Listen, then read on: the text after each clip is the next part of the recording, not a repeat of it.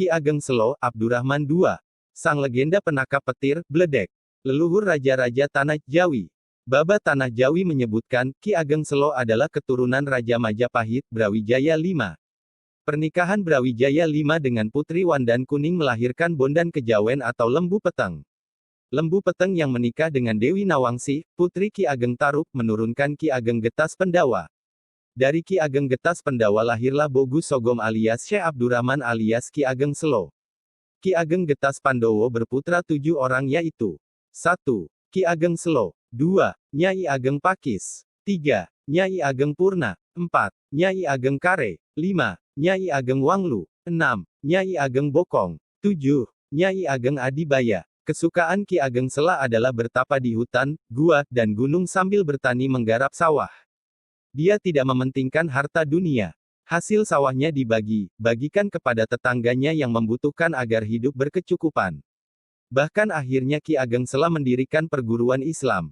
Muridnya banyak datang dari berbagai penjuru daerah. Salah satu muridnya adalah Mas Karebet calon Sultan Pajang Hadiwijaya. Dalam tapanya itu Ki Ageng selalu memohon kepada Tuhan agar dia dapat menurunkan raja besar yang menguasai seluruh Jawa. Ketika Sultan Demak, Trenggana masih hidup pada suatu hari Ki Ageng Sela pergi ke sawah. Hari itu sangat mendung, pertanda hari akan hujan. Tidak lama memang benar hujan lebat turun. Halilintar menyambar. Tetapi Ki Ageng Sela tetap enak-enak menyangkul, baru sebentar dia mencangkul, datanglah, Bledek itu menyambar Ki Ageng, berwujud seorang kakek. Kakek itu cepat ditangkapnya dan kena, kemudian diikat di pohon gandri, dan dia meneruskan mencangkul sawahnya. Setelah cukup, dia pulang dan Bledek itu dibawa pulang dan dihaturkan kepada Sultan Demak. Oleh Sultan, Bledek itu ditaruh di dalam jeruji besi yang kuat dan ditaruh di tengah alun-alun. Banyak orang yang berdatangan untuk melihat wujud Bledek itu. Ketika itu datanglah seorang nenek dengan membawa air kendi. Air itu diberikan kepada kakek Bledek, dan diminumnya. Setelah minum terdengarlah menggelegar memekakkan telinga. Bersamaan dengan itu lenyaplah kakek dan nenek Bledek tersebut, sedang jeruji besi tempat mengurung kakek Bledek hancur berantakan. Cerita rakyat Demak, Ki Ageng Selo, sang penakluk kilat. Kehebatan Ki Ageng Selo tak asing lagi bagi penduduk sekitar. Bahkan tersohor hingga ke berbagai negeri. Banyak orang datang padanya dengan berbagai tujuan. Ada yang ingin berguru, ada pula yang datang sekadar untuk minta doa atau disembuhkan dari penyakit yang dideritanya. Kesaktian Ki Ageng Selo tak hanya sampai di situ. Ia pun dapat menangkap kilat yang menyambar-nyambar saat hujan tengah membasahi bumi. Dialah manusia yang ditakuti kilat. Suatu hari, Ki Ageng Selo sedang asyik duduk di masjid sambil bermunajat. Tangannya memutar-mutar tasbih dan mulutnya tak henti-henti berzikir. Sementara itu, di luar hujan mengguyur bumi dengan derasnya. Suasana itu tidak mengganggu kekhusyukan Ki Ageng Selo sama sekali. Bahkan, ia semakin khusyuk. Suara hujan menjadi irama tersendiri dalam hatinya untuk menyenandungkan nama-nama ilahi. Namun keadaan menjadi lain ketika kilat datang. Menyambar-nyambar di atas kubah masjid. Penduduk desa takut karenanya. Ki Ageng Selo sejenak membiarkannya. Mungkin hanya sebentar saja mengganggu batinnya. Semakin dibiarkan, semakin kencang dan sering pula kilat itu menyambar-nyambar. Suaranya menggelegar, memekakkan telinga, membuat anak-anak meringkuk di atas kasurnya, dalam pelukan ibunya. Sementara orang-orang dewasa tak meneruskan pekerjaannya. Di dalam masjid, Ki Ageng Selo mencoba tetap berkonsentrasi pada zikirnya. Tetap khusyuk pada wiridnya. Tiba-tiba di luar masjid penduduk desa berteriak-teriak. Tingkah kilat makin menjadi-jadi. Beberapa pohon tumbang disambarnya. Beberapa rumah roboh ikut terbakar. Mendengar kegaduhan itu, Ki Ageng Selo tak lagi bisa konsentrasi dan khusyuk berzikir. Maka keluarlah Ki Ageng Selo. Begitu Ki Ageng Selo sampai di ambang masjid, penduduk desa sudah menyambutnya dengan berbagai keluhan agar Ki Ageng Selo mau menolong mereka. Rumah saya, Ki, sudah terbakar gara-gara kilat itu, kata salah seorang penduduk.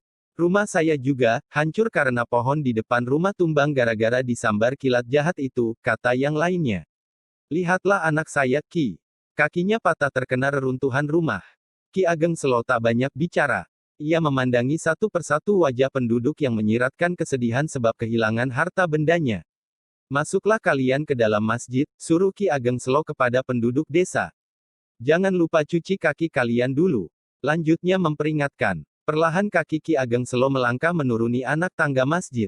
Sebelum sampai ke tanah, ia berhenti sejenak. Matanya terpejam, bibirnya bergerak-gerak tanda memanjatkan doa.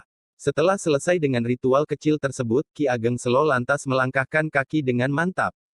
Aneh, kata penduduk desa. Hujan yang begitu derasnya, tanpa payung tanpa topi, sama sekali tak membasahi baju Ki Ageng Selo, sedikit pun. Mata penduduk desa terheran-heran menyaksikan kejadian di depan mereka. Mereka tak pernah menyaksikan hal itu sebelumnya. Langkah kaki terus semakin mantap. Langkah yang aneh. Tak seperti manusia biasa. Tapi ia memang manusia. Manusia yang dikasihi Tuhan. Manusia yang dekat dengan Tuhan. Langkah aneh itu lama-kelamaan tidak menyentuh tanah. Kaki tetap melangkah tapi tanpa berpijak pada tanah. Hanya angin yang menopang langkahnya menuju lapangan besar di depan masjid, orang-orang menyebutnya alun-alun. Sampai di tengah alun-alun, Ki Ageng Selo berhenti, tak berbuat apa-apa. Diam, hanya menyilangkan tangannya di depan dadanya. Sejenak ia menundukkan kepalanya, mungkin berdoa lagi. Lantas mendongakkan kepalanya ke atas langit. Masih diam, tapi matanya nanar menatap langit. Ketakutan penduduk desa semakin menjadi-jadi. Kejadian langka seperti tak pernah mereka saksikan. Yang laki-laki menatap dengan tatapan yang mengherankan pada orang yang mereka kagumi itu di tengah alun-alun, yang perempuan mendekap anaknya yang ketakutan. Semua penduduk merapatkan barisan. Sang kepala desa berdiri di tengah-tengah penduduk desa. Saudara-saudara semua, mari kita panjatkan doa kepada Tuhan sebisa mungkin, agar Ki Ageng Selo selamat dan dapat menghentikan bencana ini. Ya, mari, sambut penduduk. Mulut semua penduduk lantas berkomat-kamit. Tak banyak dari penduduk yang tak hafal doa, bahkan ada yang tidak bisa sama sekali. Tapi mereka berupaya semampu mereka. Mengeja apa yang mereka tahu sebagai doa. Sementara itu, di atas alun-alun depan masjid, suara guntur dan sambaran kilat makin menjadi-jadi. Langit makin gelap, mendung berputar-putar melingkar di atas alun-alun.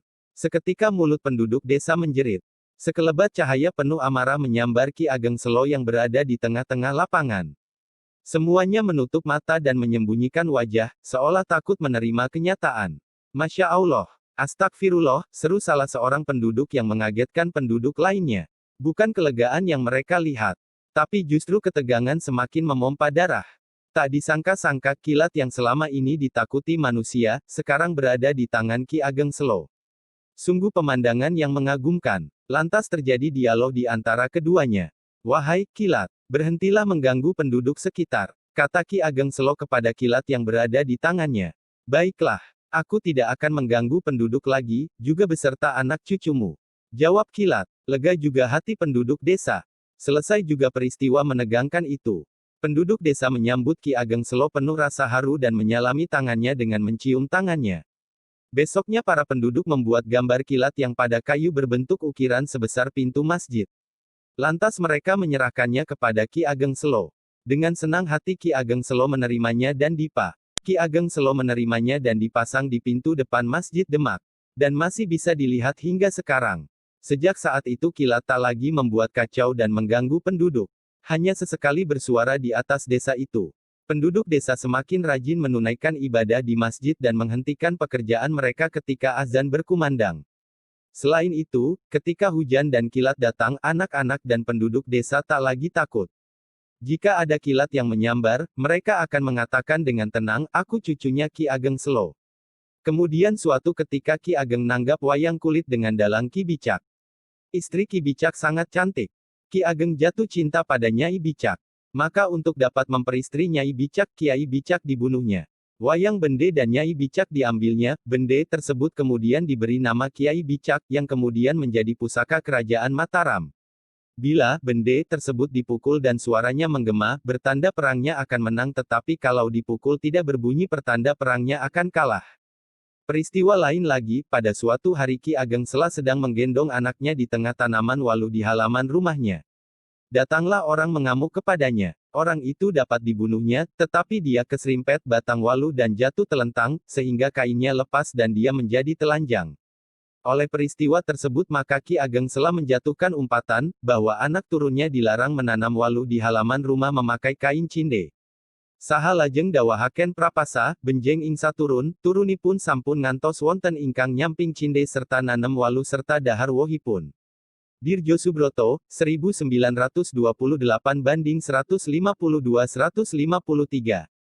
Dalam hidup berkeluarga Ki Ageng Sela mempunyai putra 7 orang yaitu 1. Nyai Ageng Lurung Tengah 2. Nyai Ageng Saba, Wanasaba 3. Nyai Ageng Basri 4. Nyai Ageng Jati 5. Nyai Ageng Patanen 6. Nyai Ageng Pakis